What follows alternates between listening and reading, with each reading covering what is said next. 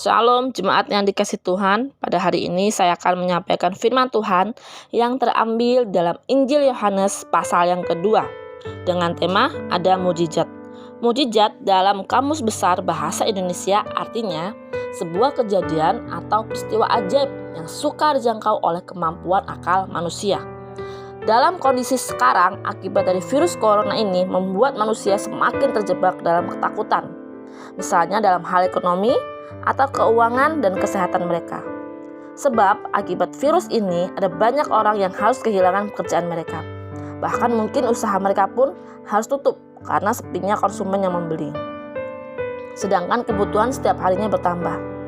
Ini merupakan sebuah masalah dan ketakutan bagi setiap kita. Dalam kitab Yohanes pasal yang kedua, Allah ingin memberitahukan kepada kita bahwa masih ada mukjizat bagi setiap kita melalui kisah perkawinan di Kana. Peristiwa yang terjadi di Kana mungkin saja bisa terjadi di dalam kehidupan kita sehari-hari. Misalnya di saat kita membutuhkan sesuatu, tiba-tiba Tuhan menyediakannya melalui orang lain. Di saat kita sakit, mungkin di pikiran kita tidak mungkin bisa sembuh karena dokter sudah memvonis penyakit kita. Namun, kesembuhan itu tidak ada mustahil bagi Tuhan. Bagaimana caranya? Yang pertama, kita serahkan pada Tuhan. Di saat manusia dalam keadaan tertekan, apa yang sering dilakukan? Apakah menyerahkannya kepada Tuhan atau lari dari sebuah masalah? Tentunya kita sebagai orang yang percaya pada Tuhan, kita serahkannya semuanya pada Tuhan. Sebab jika kita lari dari sebuah masalah, belum tentu akan mengurangi beban hidup kita. Bisa jadi malah akan menambah masalah yang baru. Sama halnya saat Yesus menghadiri sebuah perkawinan di Kana bersama dengan ibunya. Ketika terjadi sebuah masalah, Maria selaku ibunya tidak mengajak Yesus pergi, melainkan ia ingin Yesus melakukan sesuatu. Sama halnya ia menyerahkannya pada Yesus. Hingga akhirnya Yesus menyuruh para pelayan-pelayan tersebut untuk mengisi tempayan-tempayan yang ada. Tentunya sebagai pelayan mereka juga bingung mengapa Yesus menyuruh mengisi penuh semua tempayan dengan air. Padahal yang dibutuhkan adalah anggur, bukan air. Setelah mereka menyedotnya, ternyata air itu berubah menjadi anggur. Kisah di perkawinan Kana ini merupakan mukjizat pertama yang Yesus lakukan.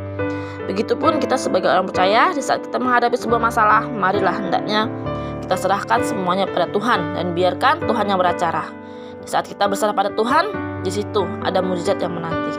Yang kedua, kita percayakan pada Tuhan. Selain kita berserah kepada Tuhan, kita juga harus percayakan semuanya pada Tuhan.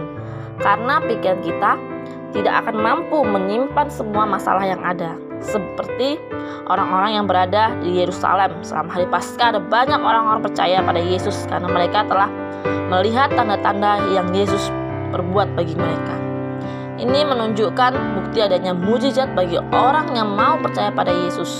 Sama halnya ketika Yesus melihat orang-orang yang berjualan di Bait Allah, di situ Yesus mengusir semua yang berjualan dan Yesus berkata, "Rombak kembali Bait Allah."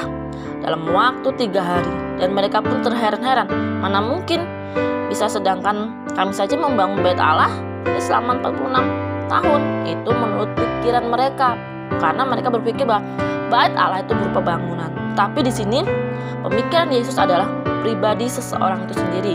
Dalam 1 Korintus 6 ayat 19.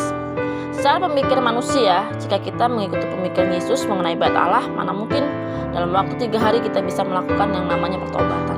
Tentu sebuah pertobatan diperlukan waktu untuk merubah semuanya. Tetapi di mana Tuhan tidak yang mustahil. Masih ada mukjizat untuk berubah asalkan kita percayakan kehidupan kita pada Yesus sendiri. Sebab Yesuslah sesungguhnya yang memiliki kehidupan itu sendiri. Demikian renungan pada pagi hari ini. Tuhan Yesus memberkati.